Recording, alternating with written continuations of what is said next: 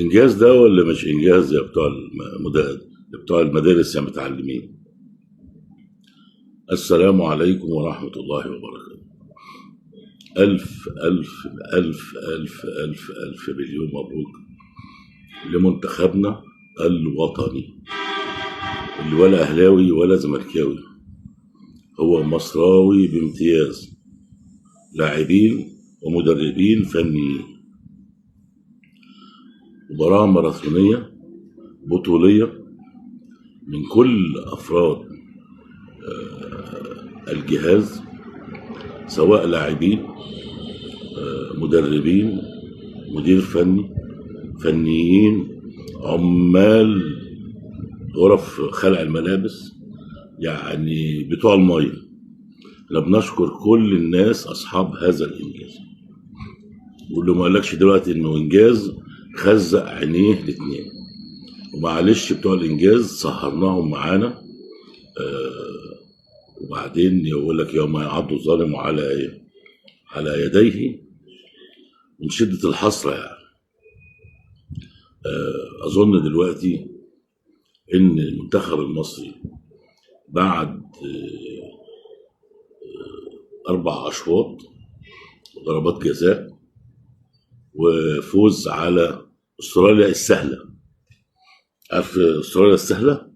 طبعا هيقول لك أستراليا دي ما بتعرفش تلعب، اللي هي غالبة تركيا 2-0، عاملة يعني عظمة في المجموعة بتاعتها. أعتقد دلوقتي يعني الهجاصين والمتشككين والأزعة واللي مش صادق الكذاب واللي يقول لك مش عارف مين، واللي يقول لك أي كلام في أي كلام في أي بتنجان. إحنا بنقول النهاردة يوم فرح. على فكرة أنا كنت مسجل الفيديو والفيديو راح في داهية، فأنا بسجل المرة التانية. طبعا كان الفيديو الأولاني كله حماس وهتاف وعظيمة يا مصر بأولادك، لكن ملحوقة إن شاء الله. بنقول إن مصر عملت يعني عدة إنجازات تاريخية. أولا يعني كم الأهداف اللي جت، حوالي 5 أو 6 أهداف. لعيب يحرز هدفين، إمام عاشور، واحدة بالرجل واحدة بالدماغ. لعيب مصري ملوش دعوة بإنه أهلاوي ولا مش أهلاوي. محمد صلاح بيثبت إنه قائد عظيم. حسام حسن بيثبت إنه مدرب عظيم. إبراهيم حسن بيثبت إنه إداري عظيم، خصوصا بعد الواقعة بتاعت البهو بتاع الفندق والولد الصغير اللي كان عايز يصور معاه. يعني عنده حس إنساني وطني رغم العصبية اللي بيمتاز بها الأخوان حسن. فوز ثمين بعد مباراة كبيرة وعظيمة، كل اللعيبة أدوا فيها إلا عليهم. مش عايز أستثني أحد، حتى محمد هاني اللي جاب في نفسه الهدف الثاني. يعني محمد هاني بقى هداف عكسي بنيران الصديقة، يعني بقى هو معروف بالنيران الصديقة. تريزيجيه بيثبت يعني يوم بعد يوم إنه لعيب كبير، لا بينزل مورم ولا بينزل مكشر. هو مطلوب زي ما يكون بلده محتاجاه يتجند عشان يدافع عنها. بينزل في أي دقيقة، 5 دقايق بتلاقيه جاهز، 10 دقايق جاهز، ربع ساعة جاهز. الولد اللي هو كان مكان فتوح يعني عمل اللي عليه. هو كان يعني أضعف حلقة في الحلقات اللي هو كريم حافظ، كتر خيره، مش واخد على المجهود دون. يعني مش بتاع بطولات كبيرة، عايز يشتغل مثلا، مع انه ولد صغير يعني كان بيلعب في الدوري الانجليزي وكده، هو نعم درجة تانية، بس هنقول كتر خيره. اهو سد خانة لغاية لما نزل أنكل تريزيجيه وسد الخرم اللي كان في الشمال.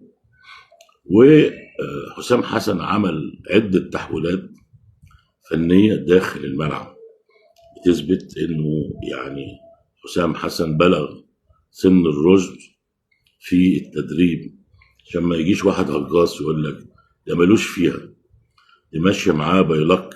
التحولات الفنيه خلال المباراه وخلال الظروف وخلال الاصابات اللي اللعيبه بتثبت ان هناك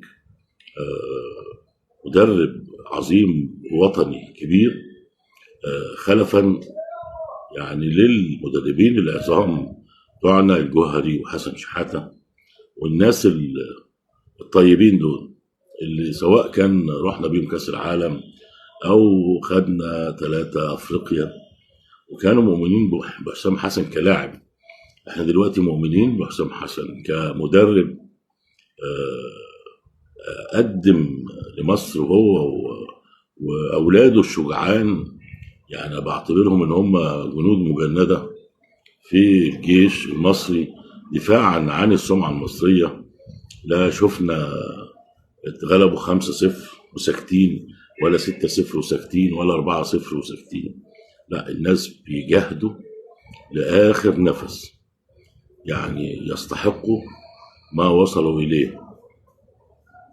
يعني هذا النجاح الباهر هو رسالة لكل متسكع رياضي على نواصي القنوات والشاشات اللي بيقعد يهلفظ بالكلام ويهجس.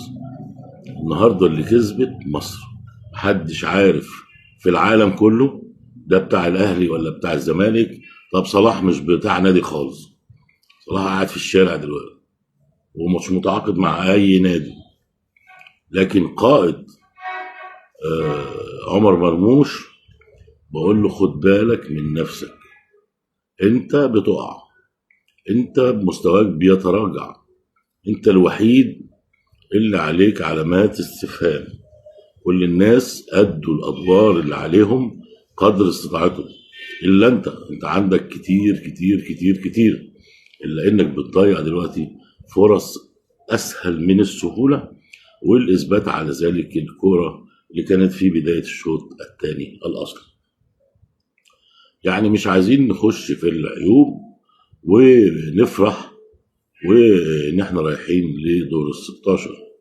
على هامش الفرحة بتاعتنا ووصولنا لدور ال16 من كأس العالم، وده إنجاز في حد ذاته عشان المتشككين والمترددين وبتوع نواصي القنوات الرياضية والمدعين. بنشوف النهاردة برضو فريق اسمه كاف فيردي أو الرأس الأخضر. النهارده يعني علمت الأرجنتين الأدب في الدفاع عن مرماه، وكانوا الند بطل العالم السابق كأس النسخة السابقة. يعني بصراحة أنا استمتعت بالرأس الأخضر وهم بيدافعوا بيزودوا عن مرماهم كلهم صراحة. ناس رجالة،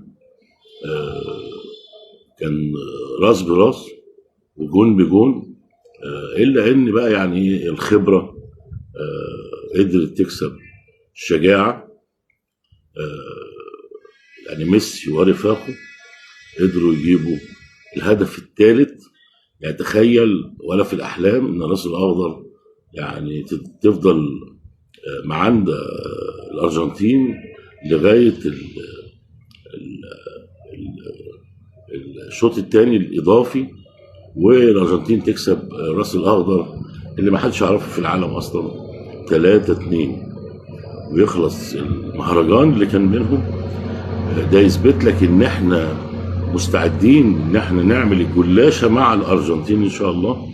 وإن كأس العالم ده أنا مسميه كأس العالم للجميع، محدش عارف مين اللي هيحصل على هذه الكأس. يعني كل الأمنيات الطيبة للقارة السمراء، كل أمنيات طيبة للطيبين من أهلنا من شعب مصر. أظن الرسالة وصلت وكل واحد عايش في الفيلم بتاعه. يا ريت يتعقل كده ويوزن الامور ويراجع حساباته، لان كده العيار فلت. وان واحد زي باسم مرسي ده يقول لك هنشجع المكسيك، ده يعني عيل غير وطني، ده مفروض يمنع من الاعلام. انا سمعت الاستاذ عبد المعاطي زكي نجم الجماهير وبتاع عالم ما خلف ما وراء البحار والحطابين في الجبال، بيقول ان باسم مرسي، انا واخد المصدر والمعاطي زكي طبعا استاذنا الكبير، بيقول ان هو هيشجع المكسيك، هيشجع استراليا، عفوا هيشجع استراليا مش هيشجع مصر. ليه يا بابا؟ ليه يا حبيبي؟ عشان المتر الا ربع بتاعه، عشان المحترف الا ربع. ده ناس حاقده، ناس سافله، وناس ما عندهاش دم. يعني انت ازاي ما تشجعش اهل بلدك وتشجع مثلا فريق مكابي بتاع اسرائيل مثلا؟ يعني تروح تشجع استراليا وتسيب بلدك؟ ايها الخائن، انت خائن يا باسم، انت خائن لبلادك. وثمن الخيانه على الاقل على الاقل ما تظهرش للابد، انك لا تساوي اي شيء بالنسبه للاوطان. الف مبروك مره تانية وتالتة ورابعه وعشرة، فرحتنا ما تتقدرش. الشعب المصري بات مستيقظا حتى الآن في الشوارع احتفالا بهذا الإنجاز العظيم وبهذه الفرحة العظيمة وبهذا الفوز الكبير على بطل آسيا. المنتخب المصري إلى دور ال16. ألف مبروك.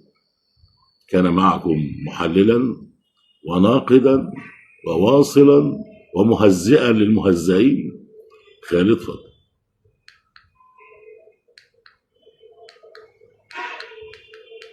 نقفل.